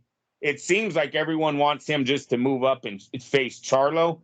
Hey, Miguel or Lee, did you guys watch the Showtime special on the after the fight? No. It sounded like Charlo was going to start crying again when they were talking about Spence to him. Oh, He's like, I'm trying to face Crawford. I don't want to see him. I don't know what he's doing. I already been what he is. He's like, all right, calm down, man. Calm down, man. No one said he had to sign a contract, bro. Calm down. It's like we're just media. We're asking the question. That's what we do. We're just media, bro. We ask the question. You guys get so fucking nervous when you bring up Crawford. Boy, I really got to become a promoter. I'm gonna win the lottery just so I can become a promoter from idiots like this. And here's a real good example. Pro Grays, I'm stopping Haney in 12 rounds. I'm gonna hurt him. All right, listen. Good for you. Good for you for thinking that. I don't care what your comments are. I'm willing to read them. I'm stopping Haney. I'm stopping Haney. Miguel, you know how much I love it when they say, I'm going to stop Haney, I'm going to stop Haney. I don't give a fuck what nobody says. I'm a stopping Haney, bro. Period. I don't care what nobody says. Is that double negative? Yeah, well, yes, technically it is. And he would have gotten an F on the exam. They can say all the shit they want. I like that sentence. I'm stopping him. Period. We working on shit already right now. Okay. No matter what he got, I'm stopping Haney. If I'm hurting him for 12 rounds, I guarantee I hurt Haney for 12 rounds. Joining us on the show is Top Rank Bob. Bob, what do you think? I don't know what he's fucking talking about. I know we're co-promoting the event and blah, blah, blah. It's going to be on ESPN. And hey, subscribe, ESPN Plus. But Pro Gray is definitely sticking his dick into an electric socket that he has no clue about. Bob, what does that mean? I don't know. I like the term. So Haney is Top Rank, correct? Correct. Do we all agree? Yep. Do you think Bob's going to put him into a fire with Pro Gray where he possibly could lose that lineal championship? No, I mean he's gonna move up to 140, so that lineal championship will not be at stake. He's gonna move up. He's a lightweight, so he's gonna go that route, which I get it. He's got a little bit more of a secure thing. But why we aren't going directly to a Teofimo Lopez fight, I don't know. If that's something that what's his name, Bob is gonna have 100% control of. Like I don't know. I think he's just the point to make the unified or the undisputed again. He's gonna go out and get that one belt that or one of the few belts that Josh Taylor left before he lost to Teofimo, and then we're gonna get that fight going again. Like I don't get. Is this, if you're gonna do like a test the waters at 140 type thing? I guess going after one of the other champions, I suppose, makes sense. But yeah, I don't get why they're not going directly to that. If we're not going to get a a Teofimo moving up to 147 to fight Crawford type of shit, if we're not going to get that, and Teofimo's going to stay at 140, cool, then let's do it with fucking Haney. Well, I don't see why we're not jumping already to that. Andrew? He's co-promoted, so there's some loyalty that he still has to DAZN, right? Who, Prograis? Yeah, no, Haney. Oh, does no, he? I don't Haney know. is all Bob. Yeah, he's all Bob. He's 100% Bob. But he left, I think DAZN at some point. I don't know if he's still how associated he is with them still, but as far as I know, he was all Bob. Oh, well, if he's all Bob, then there's not. I mean, this fight most likely won't get done, but it seems like the fight is getting done, you guys. The only thing I can think of is maybe Aaron Prograis is a free agent, technically. He's nobody. Yeah, but Prograis's been a free agent for a long time. No one kind of likes working with them. He's kind of like the problem is he can fight well, like really well. I think everybody's kind of slept on Prograis. Fight well. I don't see why Bob Arum would not want to fight him because of his fighting skills are too good. That seems outrageous. Really? Yeah, really. I got all the belts. If I have all the belts on I don't want to sign them. From a promoter standpoint, if I got all the belts on Haney, why am I risking it with Prograis? Well, he's in a new division, Lee. The belts are gone. It doesn't matter. It's lineal. Yeah, I don't think Devin Haney's going back to 135. No, so yeah, if he beats Prograis, he gets his title, and now Bob Arum owns the junior welterweight division, right? Mm-hmm. Yeah. So he must have confidence. If he's not co-promoted by DAZN or has one more fight that he had to do, and that's why they're doing this one. If it's none of that, and then it's Bob Arum has confidence that Devin Haney's the real deal and is going to go over there. Top Rank's never been scared to reach across the table and do a fight. Your guy's going to get that title and bring it home, and now you own all four in that division. Things are looking really good for Top Rank now. Lightweights, junior welterweights. I got to think at some point him and Terrence Crawford can do business again. He's going to have an undisputed something coming to welterweight soon. It's either going to be Lopez or Haney, but those are the two favorites right now to if there was a tournament at 140, Bob is coming out the winner. Listen, I'm always the winner. Yes, sir. Moving forward, Teddy Atlas. I'm interested in this comment, Miguel. I don't care if Francis Ngannou is the biggest puncher and he's Godzilla. He needs a delivery system. And this is what you're talking about, Andrew. I'm setting this up for you specifically. Ngannou might have the biggest punch ever in fighting.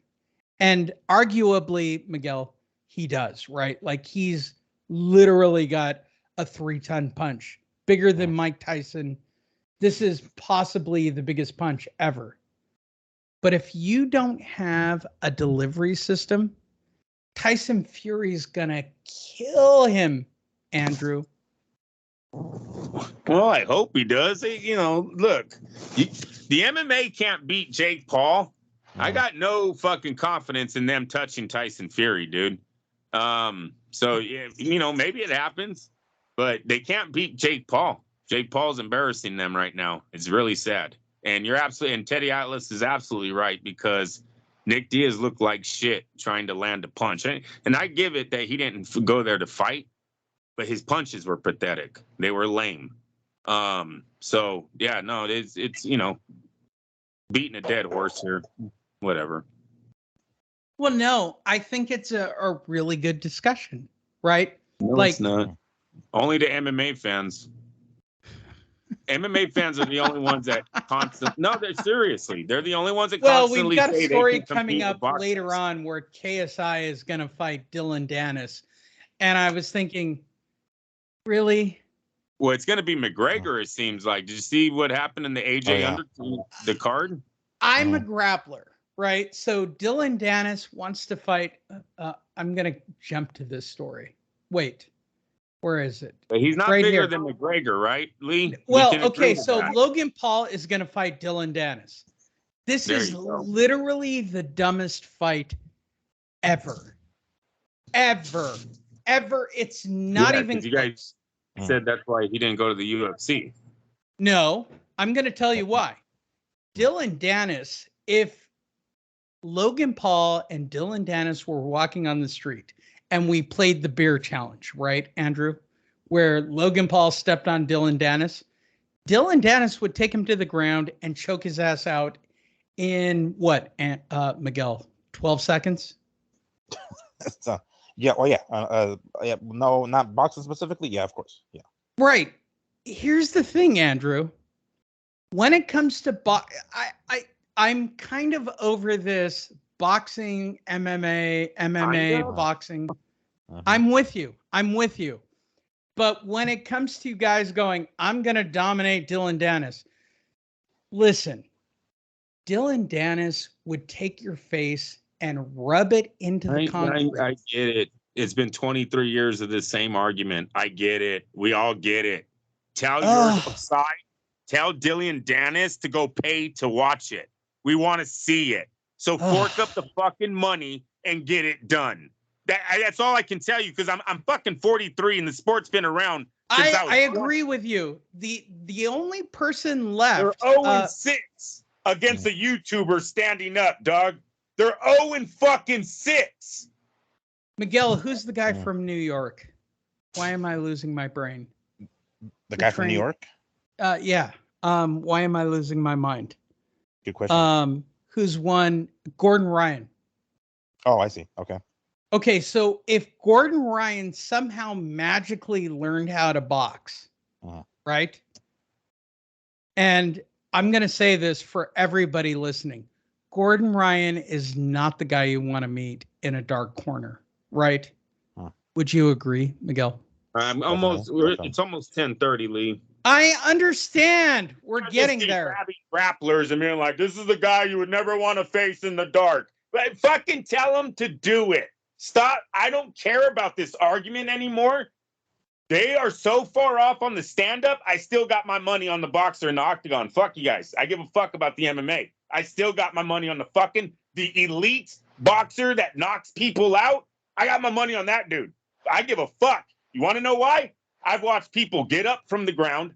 I've watched people get knocked out from their fucking on their backs. Dudes get knocked the fuck out that have the up position. I've seen it in your sport. And I've seen some of the weakest fucking stand-up that I've ever witnessed in the con. You guys sit here and they're like Manny Pacquiao. No, they're not. They can't even beat a fucking Paul brother. No, they're not Manny Pacquiao. The fact that you just said that one dude was compared to Manny is a fucking joke. None of these guys are Manny Pacquiao. That's how far they're off.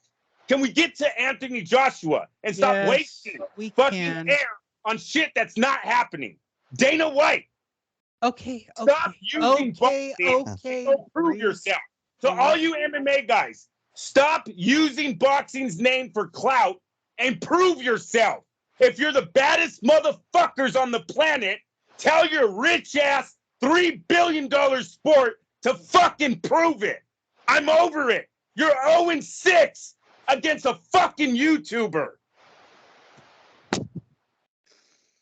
Wow. Are you happy? Hold on. I'm looking it up. Lee is looking it up. Lee is delighted right now. Hold on. I am delighted. I know. I can't get the party horn. Bam, bam, bam, bam. Get to Anthony Joshua, please. I would like to see Anthony Joshua. Can I say this? Hmm. Fuck all of you. I would still back Gordon Ryan in an alley fight. No, I would too. No, hey, listen, grappling, I'm telling you, man, it all makes sense. You need it all, you guys.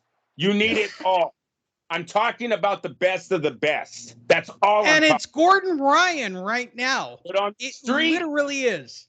in the jungle, in the a jungle. war situation, I'm trying to learn every combat sport that I can because you're using it all. I get the argument. But when we're talking about the best of the Listen, best, don't sleep on Gordon Ryan. I'm gonna sign him to a one-fight deal. I want Anthony Joshua's right hand. All right, let's go to it. I hate this fight. I hate this fight. And I'm going to say this before I hit the play button. Robert Helenius was a goddamn punching bag for Anthony Joshua. And the fact that Anthony Joshua came out of the fight going, look at how hard I've had to carry the heavyweight division. Fuck all of you. It's all about me. Fuck you, bro. This dude didn't even throw a goddamn punch during the fight. And I'm going to mean this sincerely. Robert Helenius, who is literally battled from an independent position to get to this fight, literally to just be a punching bag. Here's where conspiracy comes in, Andrew. I think he was a punching bag. Well, yes. I mean, Lee came in a week notice. So obviously he's not a favorite at any means of this fight. But he puffied the champ's eye. He bloodied his nose. He went 7 rounds. It wasn't a total wash it wasn't the Deontay Wilder fight where it looked like he took a dive in the Wilder fight. At least in this one, he took some serious punches. He gave some punches, and then he did what he was supposed to do, get knocked the fuck out. And the final 6 rounds, he didn't throw a punch, Andrew. Lee, he doesn't puffy his eye by not throwing a punch. Come on, bro. He does something to him. Listen, I watched the fight. It was boring. Listen, I'm Anthony Joshua is gone, man. You're not bringing this dude back.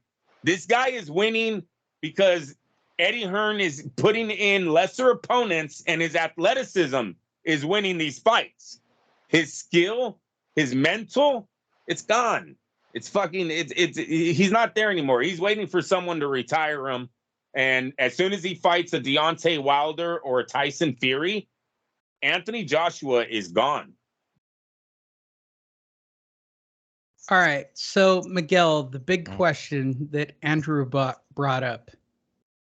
How quick does Deontay kill Joshua? Well, I mean, if he comes out, especially after this fight, because that first fight with his first fight back, I mean, Wilder against Helenius, he was a little timid, right? And really, the only reason the fucking KO happened was because Helenius came in a little reckless in the very beginning and got caught coming in. So it wasn't like it was necessarily Wilder who was being aggressive. However, after seeing this, I'm sure if Wilder show me had an the opportunity, punch where Helenius is engaged. Well, I think it was a jab. That's what it was. I think it's really the only thing he landed, because I don't think he landed any right hands, and that was primarily it. There you go. He threw a couple of body shots that kind of didn't do much. But if Wilder, if I was PBC and Wilder, dude, I would be all over that shit. And mind you, Eddie Hearn did say that at the end of the fight, post fight, because he was talking about Helenius. He was giving credit to Helenius. A week earlier he fought in fucking Finland. You know what I'm saying? So he was still in pretty decent shape. So it's like, all right, well, let's get this big motherfucker in here. He's still in shape. Let's go ahead and toss it, 1 week's notice. And of course, he took it two big ass, well, not two big ones, but one major payday and a previous, smaller payday for Helenius. Great for him, right? But he came in unprepared, of course, but nonetheless, so was AJ. I'm prepared for an opponent like him. But if I was fucking PBC and Wilder, I would want to jump all over this, especially after what Eddie Hearn's saying after the fight, talking about how they want Wilder next. Dude, this dude, it sucks, but at this point, AJ is basically a sitting duck. Like, he is a sitting duck to be knocked the fuck out, and worse than when he lost to Ruiz. Okay, much worse, and worse than when he lost to Usyk, because those are all decisions. But it's like, he is just a sitting duck. If Wilder lands anything, I mean, look at his face. Look at fucking AJ's face at this fight. And this is the few jabs, because I don't even think Helenius landed any right hands on AJ's face. So basically, the damage that was done was with the jab. I wish he would have done a lot more. I don't know what the hell, Helenius was waiting for. He should be still in pretty decent shape. He just fought the week before. I don't think it was a matter of him, like, possibly, scared that he's going to blow his wad in the early rounds. So I don't see what the hell the point was. But had he continued, and this is, man, this is so bad. Like, it's really sad to see, like, how far AJ has fallen.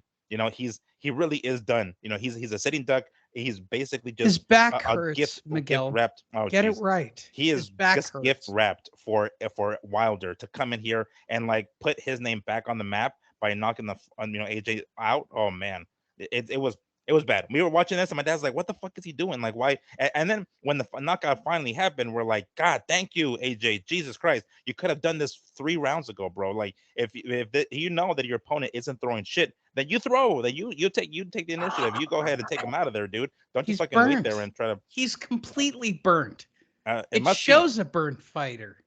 Yeah, I mean, it has to be that, and we were just glad that it was over at the end of the day, because we're like, come on now, this is what, this is your chance, Helenius. This is your opportunity, bro. Don't be, fucking some. I mean, I don't know if we're gonna hear Helenius' name anytime soon again, but this was his shot, basically. He can get back on the map. He got fucked up by Wilder. It's like, this is your time to redeem yourself, bro. And then he throws this. So yeah, it wasn't. I woke up, to watch the early undercards, and I was like, man, I'm going back to sleep. Fuck this. Andrew, this is a car crash. Yeah, no, it is. It was a showcase that had a great ending. At least his fans got to jump up and cheer, because the AJ fans, they were there and they were happy with the ending. But for everyone else, looking at this as, where's AJ at in the heavyweight division, it's over. It's absolutely over. Deontay Wilder is clearly the favorite right now if they fight, and it looks like it's happening. What was really sad was David Haye and Tony Bellew. At the end, DAZN's commentators asked both of them, do you guys want to see the fight? Or no, do you guys think AJ can win? Both of them were silent. Just fucking, they were like staring at the dude like, why would you even ask that question? It was really bad for Eddie Hearn and Anthony Joshua on his own network, for them to look with that much lack of confidence into the future of Anthony Joshua. Yeah, he is a sitting duck. Now, with that being said, let's not forget Wilder loves to close his eyes. So if I'm fucking Derek James, you better start teaching AJ how to come out. You better start showing him Tommy Hearns and fucking Marvelous Marvin Hagler, because that's the only shot Anthony Joshua is going to have, is to come out and try to just dominate. You got to come out and you got to catch him. If he sits back and tries this boxing, break him down, which I tell you, that's Derek James's style. He loves the stay in there and break their opponents down method. I see Wilder mentally breaking Anthony Joshua, because it's not hard. You just got to hurt him. And then if you start seeing Joshua smile, it's going to be a rough night for Anthony. So if I'm them, I'm coming out strong. But look, this is the retirement fight. They can get one more fight if they knock out Deontay's a retirement fight. They're both. This is a retirement fight, dude. My comment would be, why don't you go to Kronk? Go to Kronk, learn the jab. Learn the jab. I think he's over all the trainer changes, dude. He's had the trainer changes. Anthony is who he is. He's got another fight in him. He's gonna be with Derek James. You're gonna fight Wilder, and if you beat Wilder, you get Fury. Because at this point, Fury should be done with the Ngannou, even if it's a knockout. Even if Ngannou knocks out Fury, we still should be moving on with Tyson Fury's boxing career after that fight. And it's going to be the winner, I'm guessing, of Joshua and Wilder. Look, if Wilder wins, you guys, do you really want to see what Fury Wilder 4? I don't. No, hell no. Yeah, that's kind of a tough. And I don't think, I don't think what's his name? Unless it's something, because at this point, and damn it, sometimes that's where Timothy Bradley just says things to piss me off. He was talking about how bad Fury was looking, running, with his skates, like ducking Usyk because they were announcing the Usyk fight in a couple of weeks. But it's like, dude, damn well that a Usyk fight isn't gonna bring nearly the amount of money that a fucking circus type fight with Ngannou is gonna make. So obviously he's gonna go that direction. Now, would a fourth fight with Wilder come anywhere close to that? Even if Wilder knocks out AJ, I don't know. I don't think so. So hopefully, even if that does happen, even if Wilder fights AJ and knocks him the fuck out, hopefully we do not get a fourth fight. Because number one, I don't think it's even beneficial for Fury, because I don't think Fury's gonna get the same kind of fucking money that he did before, especially not against after fighting a circus fight like with Ngannou. So I'm hoping that at the very least, Fury is on the same same page as us at not having a fourth fight with fucking Wilder. Although I'm sure Wilder does want it, obviously not just for redemption, but also for the payday. So yeah, let's not go in that direction of the fourth fight, please. Even if the stars align and there's a possibility, let's just not do it. I'm so bummed out. Oh, why now? All right, well, it sucked. It sucked. It sucked, dick. It not only did the fight suck, but his celebration sucked. He was doing like the DX suck it, crotch chop thing. It's like, dude, come on. You swear you knocked out fucking Wilder, bro. Relax. Yeah. It's like, and don't the heavyweight division is on my back, and blah blah like, great. blah blah. You got your confidence back. Fantastic. Let's see it keep going. Go ahead and fight Wilder. He and see what what walked out of the ring and made. He did. He celebrated. He was giving people high fives. Hey, what about the Godfather entrance? Did you guys catch that? Jesus. Oh no! When I tuned in, they were already in the ring. What was the Godfather? He had a girl playing the violin, the Godfather song. Basically, the song that everyone gets whacked to on the Godfather all the time. Oh, okay. Like they're fuck big. Everyone. I thought that's why I text you guys. Can I say this about AJ? Mm-hmm. I'm actually excited that he fights Tyson or somebody who knocks him the fuck out again. Like, he's just a car crash. He's got a bad chin. He can't hold up. He's not ready for this division. He got helped. He got helped. I'm not going to dispute, Andrew, that he sold out the O2. Okay? He sold out O2. No, I know that. No, I said he was exposed.